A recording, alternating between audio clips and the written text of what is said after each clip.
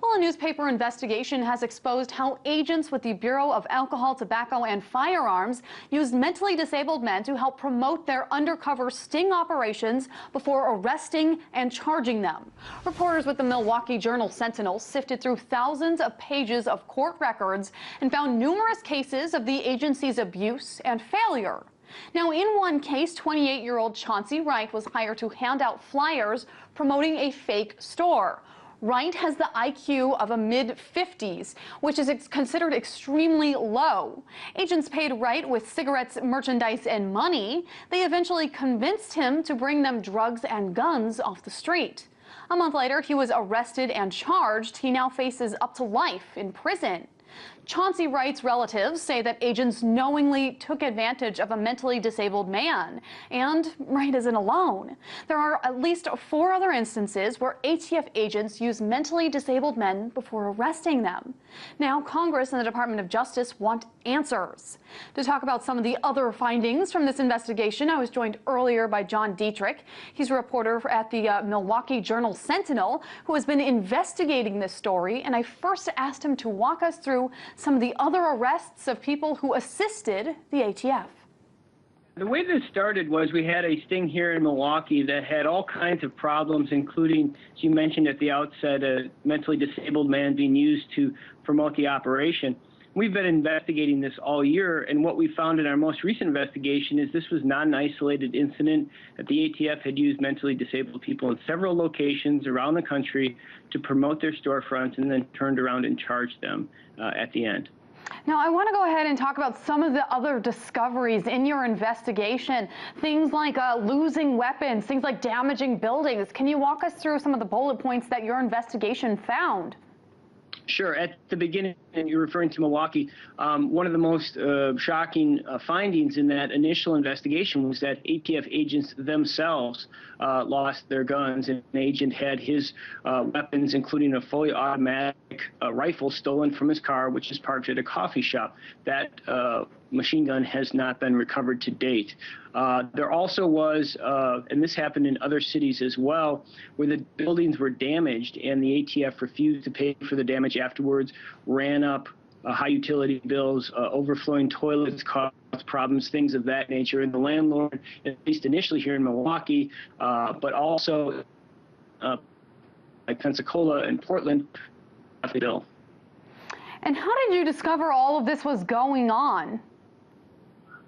Well, the initial Milwaukee operation, we learned through tips from the landlord and also from law enforcement sources, and then we just continued to investigate, talking to people in the neighborhood, people who had gone to the storefront themselves, family members, and things of that nature.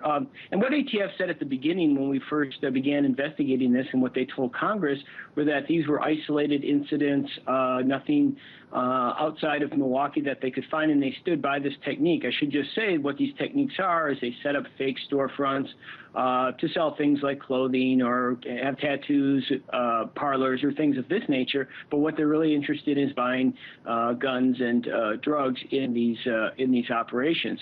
And so what we found is these problems proliferating across the country, that it wasn't just in Milwaukee. And they required a lot of shoe leather in terms of looking at court records from other places. And again, ATF does not talk about or provide a list of all these places that they do these undercover stings. However, they do put out press releases occasionally, and we also learn from sources where a number of these stings where they employed these rogue tactics occurred. And as I understand it, as part of your investigation, you also discovered that not only did they allow felons who had guns in their possessions to leave the stores, they allowed youths to smoke marijuana. They also provided alcohol, as I understand it, to youths. Now, do you think that your reporting could result in charges being dropped for the people that were mentally disabled who helped the ATF in the end? Well, at this point, I think that's unlikely. All the people that we wrote about their cases have already been adjudicated. They've been convicted and sentenced to prison or probation, as the case may be. One individual, I think you mentioned at the outset, the use of mentally disabled. The ATF encouraged and paid this individual and his friend, a mentally disabled man and his friend, to get tattoos on their necks promoting the storefront sting. What was interesting is while the judge did sentence him to 18 months in prison, he did order that the ATF pay for the removal of that tattoo. But at this point, a lot of these cases, they all hinge really on this high-quality surveillance video that the ATF has from these storefronts. So these almost never go to trial. They usually lead to quick guilty pleas and convictions. And in the federal system, usually some substantial time, even if you don't have a violent criminal background, as many of these did not have very violent backgrounds. And that's really what the ATF is, in its stated mission, is out to get, the violent offenders, people who are at the top of the food chain, if you will, and violent organizations and things of that nature. And talking to a whole host of experts who looked at these cases as well, they just don't see it. Now, as you mentioned, this isn't just a few isolated incidents. Your investigation has uncovered a number of them. So is this negligence on the part of the ATF, or is there something more nefarious going on? Well, those are questions I guess others could answer at this point. What I can say is that, as you look across the country, what we found is very similar tactics. For instance, a man in Wichita was paid to ride his bike around to promote the operation. This is very similar to what happened in Milwaukee. A man named Chauncey Wright, same thing, rode around his bike handing out flyers. He was paid in cigarettes, cash, and merchandise. The man in Wichita was paid in cigarettes, cash, and merchandise. And they brokered deals, gun deals, and drug deals, dozens and dozens, more than of man in Wichita. And in both of those cases, it's very interesting because they were really used as a traditional confidential informant to set up deals, except because of their IQs, which are both in the mid-50s, they had no idea what was going on.